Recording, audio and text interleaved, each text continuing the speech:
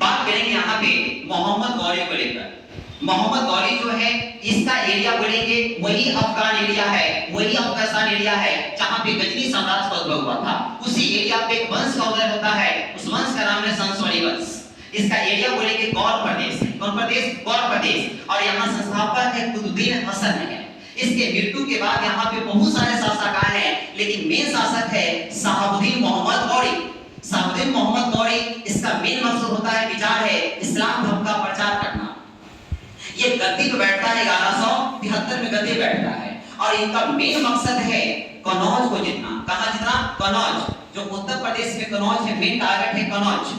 जैसे यहाँ पे कनौज को जीतने की जब बात आता है तो यहाँ पे एरिया सबसे पहले अटैक करते हैं, 73 में बनते हैं और 75 में अटैक कहां पे है? मुल्तान में।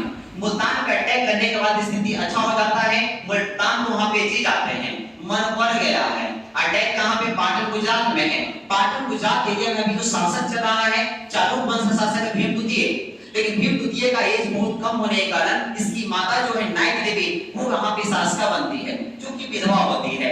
फिर भी मोहम्मद गौरी को यहाँ पर हराने का काम। इसके हराने के बाद स्थिति ऐसा आता है कि अब यहाँ से बैक जाना चाहता है और सोचता है कि गुजरात ना छोड़ के राजस्थान अजमेर के रास्ते में भारत में अटैक करे। अब यहाँ पे अजमेर की जब बात करते हैं तो अजमेर के जो शासक है पृथ्वीराज तृतीय, चौहान वंशीय शासक यहाँ पे, ये भी राजा। दिल्ली में भी देखेंगे तोमर वंश है और उसके बोलेंगे अलंगपाल यहाँ पे चल रहे थे। यहाँ से पिता चौहान के पिताजी का शादी कहाँ हुआ? दिल्ली में। दिल्ली में शादी हुआ, वैवाहिक रिश्ता दोनों में अच्छा रहा और यहाँ पे पृथ्वीराज चौहान यहाँ का शासक नहीं है, लेकिन यहाँ पे एक बार जंगल में एक शेर को मार देता है। यहाँ से खुश होकर समझ आता है तो अलंगपाल इसके जो नाना है इसको शासक बना देते हैं, पृथ्वीराज चौहान को दिल्ली का भी। लेकिन इसका जो विचार है कनौज के साथ बढ़िया था और नैनी चालुक्य के साथ इसका विचार बढ़िया था। अब यहाँ पे कनौज की बात करेंगे, यहाँ पे गहरवास वंश चला था और यहाँ शासक कौन है? जयचंद। जयचंद है। ये बोलेंगे इसकी पुत्री कौन है? संयुक्ता। ये हमेशा इस पे अटैक करता है, अटैक करने के बाद इसकी पुत्री से शादी कर लेता है, रिश्ता खराब बहुत ज्यादा हो चुका है। अब यहाँ पे इसी के पीछे मोहम्मद गौरी का आक्रमण हो जाता है अजमेर पे।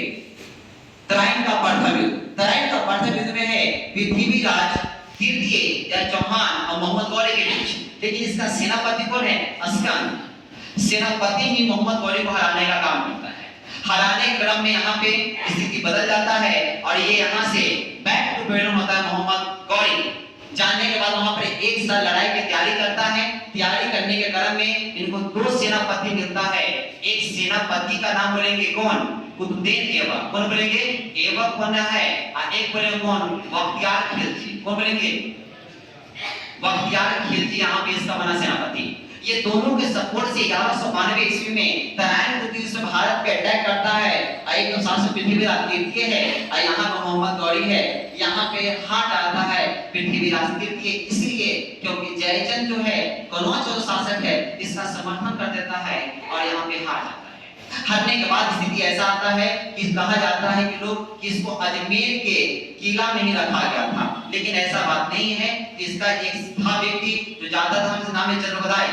इन्होंने कहा कि नहीं, ये गजनी चला जाता है। कहाँ जाता है? गजनी ले चला जाता है और यहीं से गजनी जाने क्रम में फिर चौहान क्या करता है, जब यहाँ से जाने लगता है तो जितना भी धन संपदा लूटा हुआ रहता है वो सब अपने सेनापति को बांट कर वापस चला जाता है पार। क्योंकि इसी से पता चलता है कि वो धन संपदा नहीं चाहता था, वो इस्लाम धर्म का सिर्फ प्रचार करना चाहता था। अगर चाहता तो मोहम्मद गजनी अपने साथ सबसे लेकर चला गया था, लेकिन ये ऐसा नहीं चाहता था। ये यहाँ पे वापस चला जाता है। जाने के बाद पृथ्वीराज चौहान को क्या करता है कि वहां पे दोनों आंख खोलकर उसको बंदी बना लेता है गजनी में। उसी से मिलने जाता है चंद्रबदाई। एक पता चलता है कि पृथ्वीराज चौहान जो है शब्दवेदी मान जानता है। इसका परीक्षण करने के लिए एक सभा लगती है, ओपन सिंहासन बैठता है मोहम्मद गौरी। मोहम्मद गौरी जैसे बैठता है, कहा जाता है कि घंटी पे निशाना लगाना है, हम देखना चाहते हैं कि है नहीं। लेकिन वहीं पर चंद्रबदाई ने कहा कि तुम सदवेदी मान जानते हो, हम तुम्हें कुछ बोलेंगे उस हिसाब से तुम मानना। वही बोलता है 4 5 24 गज 8 अंगुल प्रमाण, ताक पर बैठा सुल्तान नहीं चुकना चौहान। यहाँ पर ऐसे बोलते हुए एक आता है 15 मार्च 1226 में मोहम्मद गौरी, हाँ 15 मार्च 1226 6 में इसका ऑलरेडी क्या हो चुका है, हत्या हो चुका है। और इस तरह से यहाँ पे मोहम्मद गौरी का साम्राज्य ऑलरेडी समाप्त हो गया है। अब इसी के बाद हम कल से क्लास करेंगे दिल्ली सल्तनत पढ़ेंगे, गुलाम वंश पढ़ेंगे। कोई दिक्कत यहाँ से नहीं होना चाहिए। अब यहाँ से आप